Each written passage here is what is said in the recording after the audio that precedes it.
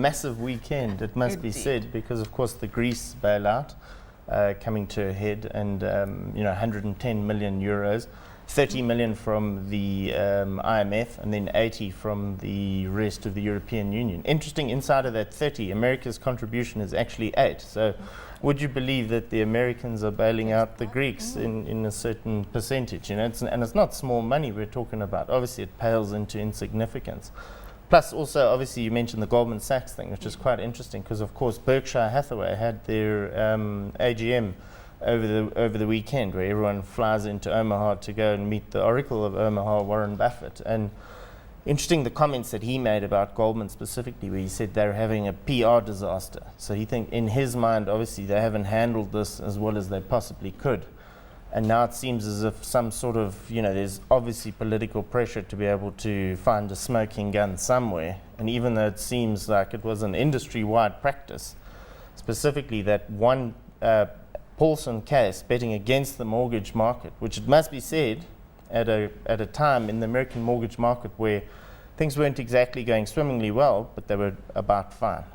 Turning our attention back to Greece, big sacrifices in that economy, with the budget cuts of about 30 billion euros. So that includes a VAT being hiked to somewhere between 23 and 25%, and big sin taxes, that's obviously on alcohol and cigarettes, being pushed through.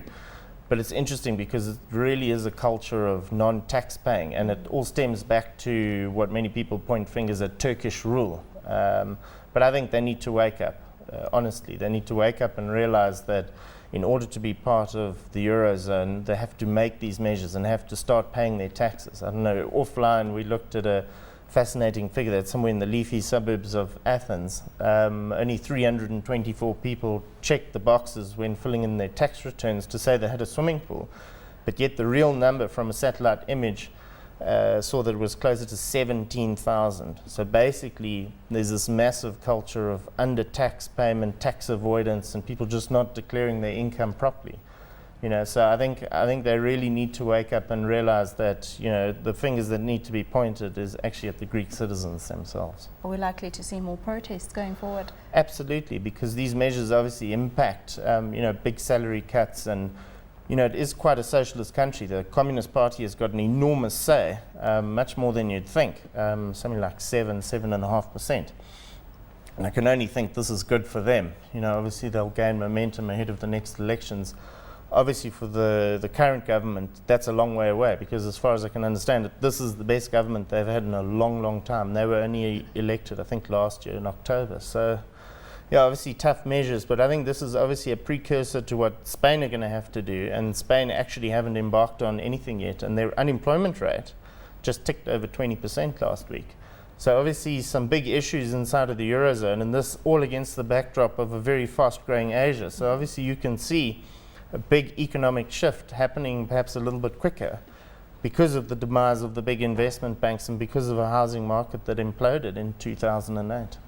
And looking at the miners, the Australian government moving to add new taxes on the miners, likely to affect profits. If we look at BHP Billiton, what is the likely impact on that company going to be? Yeah, interesting, because again, this ties into government pressures, because they've also got an election coming up this year. So they're giving big tax breaks to small to medium-sized businesses, but wanting to impose higher mining royalties, and in fact become probably the worst environment for miners to do business anywhere in the world, let alone Venezuela, where I suppose maybe mining companies don't venture there anymore. But it's interesting because there's a massive amount of projects in the pipeline. I think it numbers something like $108 billion, and they said that will severely impact on the way these companies want to grow, and ironically impact perhaps on not only the profitability of these companies, but the eventual supply, which obviously bodes well for the commodity prices if the kind of demand we're seeing out of Asia continues. Other news out, the Goldman Sachs, federal investigators going after Goldman Sachs. As far as I can understand it, the case isn't very tight because it's a criminal case. Remember, the SEC voted 3-2, and it was along political lines in order to be able to charge them initially. So I don't know, it remains to be seen whether or not this will, because certainly for me, my takeaway from the congressional hearings last week, when Lloyd Blankfein was being grilled, when we were enjoying Freedom Day, in that 11-hour massive look into that specific CDO and the reverse side and Paulson, etc., it seemed like Goldman came away a little bit better, even though maybe in the eyes of the industry, maybe not necessarily in the eyes of Joe Public. And that's obviously what the Obama administration is pushing.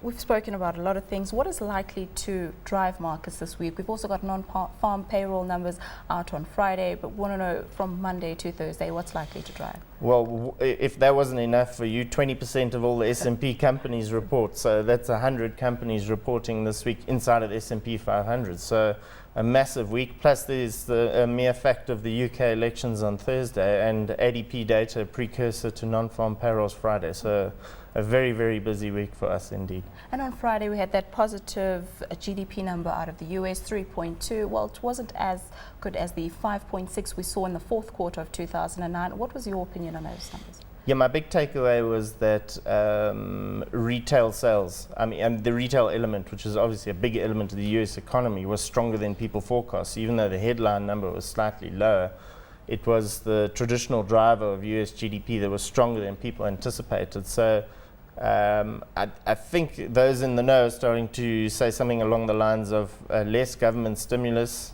in the system and the consumer starting to come back. So that's almost the perfect storm, if you want. But whether or not it's sustainable, I guess with rates low and confidence climbing, perhaps it is. And I guess the look forward to the middle number, because of course this is the first of three reads, will be perhaps a little bit more revealing. But obviously some people starting to feel a little bit settled. Maybe these hiccups the pegs in Europe are going to unsettle a few people this week. But I think ultimately it's become about earnings, which is good to see.